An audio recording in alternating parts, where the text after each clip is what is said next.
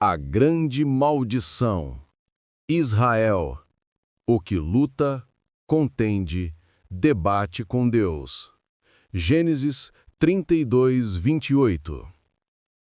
O caráter dos descendentes de Abraão, no caso Jacó, começam a tomar forma muito cedo e será patente em extremo ao longo da história da formação desta linhagem que procede do segundo filho de Noé, chamado Sem.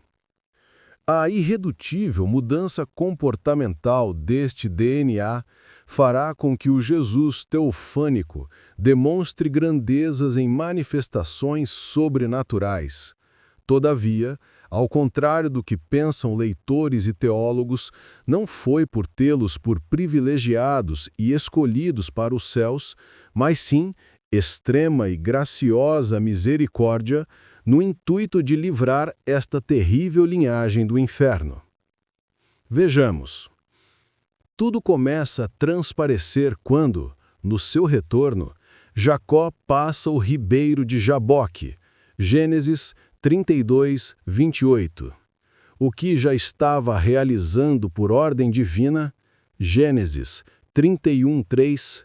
Mesmo assim, ao ver o anjo cristofânico que o acompanhava, entra em terrível contenda, onde a palavra é porém, traduzida por luta, o que, de certo, é impossível caso seja suscitada a mísera ideia de confronto ou tentativa de detimento através da força. No capítulo da contenda, Gênesis 32, no verso 26, o Senhor brada sobre a contenda que já ocorrera nos versos anteriores, onde inclusive a juntura da coxa já houvera sido tocada, em virtude do cerceamento feito por Jacó ao anjo do Senhor, que, vendo que de nada adiantara, e vendo-se desrespeitado por não ter suas ordens e vontade aceitada, pergunta no verso 27, qual é o teu nome? E no verso 28 diz, se chamará Israel, o que contende com Deus, pois, como, ou seja, a semelhança, príncipe, o que possui principado, governo. Isto é, o que não aceita ser contrariado. Lutaste, contendeste com Deus e homens, e prevaleceste. Não aceitaste ter a tua vontade contrariada. Atentai ao caos e na desgraça do fato, pois não se rendeu nem mesmo a Deus. No verso 29, Jacó pergunta pelo nome e não obtém resposta, até mesmo porque já o sabia, visto que no verso 30 ele chama o lugar de Peniel, a face de Deus. Ainda diz, vi Deus face a face. Ainda no verso 30, identificamos o problema, quando após a bênção, Jacó diz, a minha alma foi salva. Isto quer dizer que o temor de Jacó estava no iminente encontro com seu irmão, Esaú, o qual houvera prometido matá-lo. Entretanto, a contenda não se fazia necessário, pois a palavra de vitória e a bênção já estavam inclusas na atitude ordenada para o retorno. Gênesis 31, 3. Este caráter obstinado será marca terrível nesta linhagem, os quais nunca aceitam serem contrariados. Por isto, venderam José, pois discordava deles. Esta linhagem descerá ao Egito, e em 430 anos chegarão próximos de 2 milhões de pessoas, e quando forem libertados, o caráter de ter sempre a vontade satisfeita vai gritar no deserto, de forma como a Jacó fora dito, e assim, por diversas vezes, tentaram assassinar a Moisés. Ao longo da história desta linhagem, no período dos reis, o que vemos é estarrecedor para um povo que viu sinais prodigiosos, mas que uma vez estabelecidos, tudo o que queriam era suas vontades e privilégios estabelecidos, ao cúmulo de venderem os seus próprios irmãos. como sofreram os profetas por não declararem o que lhes agradaria? Em Isaías, profeta cerrado ao meio, após fechado em um tronco de árvore, porque ousou chamá-los ao arrependimento, no capítulo 48, Deus mostrará e dirá o motivo dos seus anúncios e feitos. É impressionante como já 740 anos antes de Cristo, o caráter contencioso desta linhagem será tão terrivelmente estampado. No verso 1, é dito que tomam o nome do Eu Sou em todos os sentidos, mas não em verdade nem em justiça. Do verso 3 ao 9, o Eu Sou conta seus feitos portentosos e prodigiosos e diz, para que vocês não atribuíssem os meus feitos aos vossos ídolos. E no verso 4, narra-se, porque eu sabia que eras duro, e a tua cerviz um nervo de ferro, e a tua testa de bronze. O verso 11 nos entenebrece a alma de tristeza, visto que o que mais ocorreu na história foi Deus honrar a homens, mas ser desonrado por estes. Então diz o Eu Sou: o que farei será por amor de mim, e não de vós, para que meu nome, que pus sobre vós, não seja profanado. Este verso, 11, demonstra a exclusão total da linhagem obstinada, mas Deus quis proteger o seu próprio nome.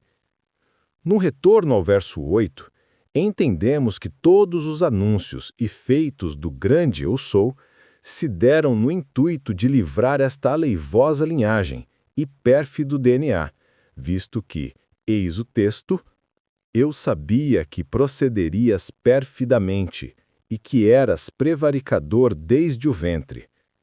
Enfim, no verso 18, eis o lamento. Ah, se tivesses ouvido os meus mandamentos! Tudo indica, pelo óbvio, que a troca do nome e significado na pessoa de Jacó, digo, em meio ao descontentamento do Eu Sou pré-encarnado, caracteriza-se por uma terrível maldição, e não bênção, pois a contenda deste povo contra a verdade é patente até hoje.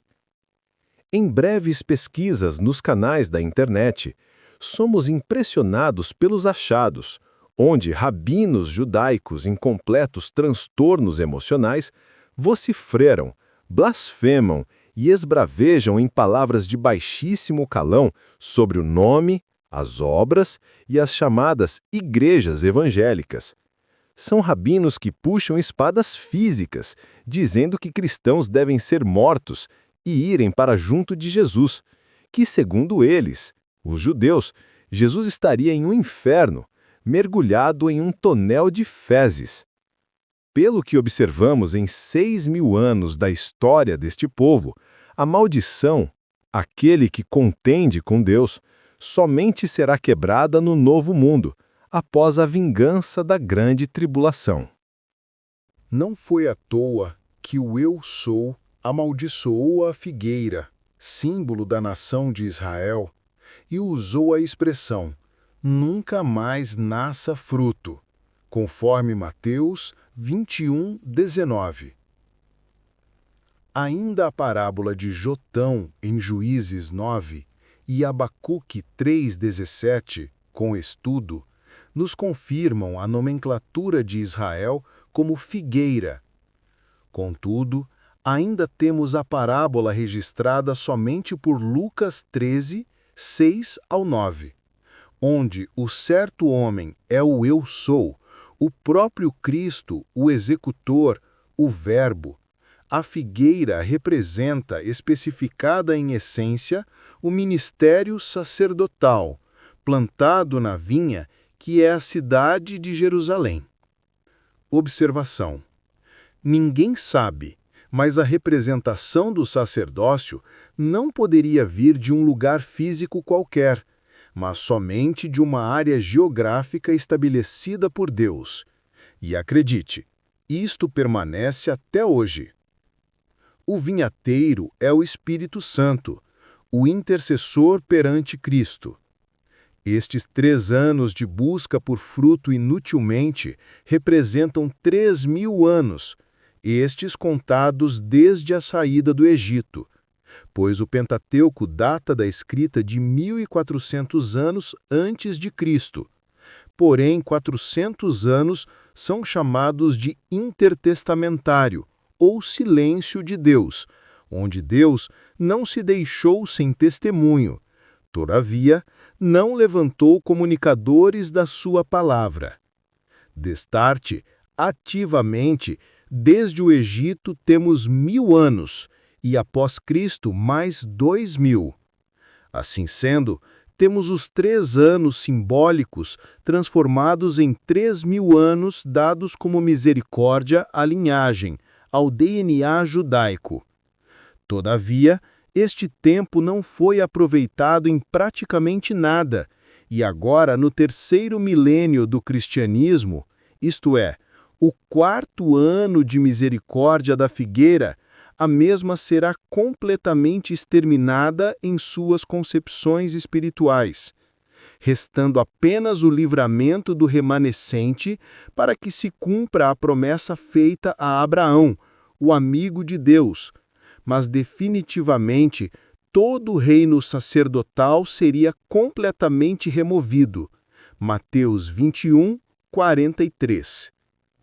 Já está com a Igreja. A obstinação dos contenciosos é marcante impacto diante dos que andam em perfeição. E assim se vê o fato quando das 2 igrejas aprovadas de Apocalipse, onde a segunda, Esmirna, e a 6ª, Filadélfia, sendo igrejas perfeitas, possuem guerra contra os judeus que, por Deus, são chamados de sinagoga de Satanás. Com o profeta Ezequiel, a obstinação milenar e a rebeldia deste DNA são tão absurdas que nos reporta a altivez e soberbia de Faraó. Mesmo após, no capítulo 1, ser profetizado os 4 evangelhos, no capítulo 3 leia, o próprio Deus fala sobre a obstinação inacreditável deste povo, cuja rebeldia é de difícil comparação. Povo de dura cerviz, obstinado de coração, fronte de pedra. Como pode o próprio Deus que tanto ama e que moveu terra, céus, mar, anjos e o seu próprio braço, agora do mesmo povo proferir tais impropérios? Rejeitaram Deus ao pedirem um rei. 1 Samuel 8:7, 10:19. Rejeitaram Isaías, Jeremias, Ezequiel e Amós, todos profetas que lhes chamaram às correções. Jesus os menciona quando diz: Jerusalém que matas e apedrejas os que te são enviados. Quis ajuntar-te a mim, mas tu não quiseste. Se este povo fez o que sabemos com o próprio Filho de Deus, diante das obras manifestadas, o que mais se poderia esperar? A seguir, destacarei meramente alguns episódios que corroboram o significado do nome Israel, o que contende com Deus. Em Mateus 27:25, desprezam o sangue justo e pedem a injustiça, com o objetivo de calarem a voz que os acusa até hoje. Este fato gerou, 1910 anos depois, o que conhecemos como o primeiro Holocausto judaico. Em João 11:48, a verdade nunca os interessou, apenas a satisfação pessoal. Em João 8:44, apesar dos pastores falsos e cegos chamarem judeus de povo santo, Jesus os chamou de filhos do diabo, assassinos e mentirosos. Em João 1:11, diz que os seus, judeus, não o receberam. Em Atos 14:2-19, temos uma pequena mostra da obstinação contenciosa deste povo, por Cristo amaldiçoados desde a patente do nome Israel. Finalmente, o desfecho da história deste povo, pelas simbologias, se encerra na morte e ressurreição de Lázaro, patenteando que, definitivamente, não terão resgate, terão que morrer para depois ser trazido uma nova geração, conforme todas as profecias. Jesus não socorreu Lázaro, deixou passar os 3 dias do 3.000 anos da figueira e somente no 4º dia, 4º milênio desde Moisés, os ressuscitará. Pérolas do Calabouço 2023, THL. Restauração.net, brasilmaldito.com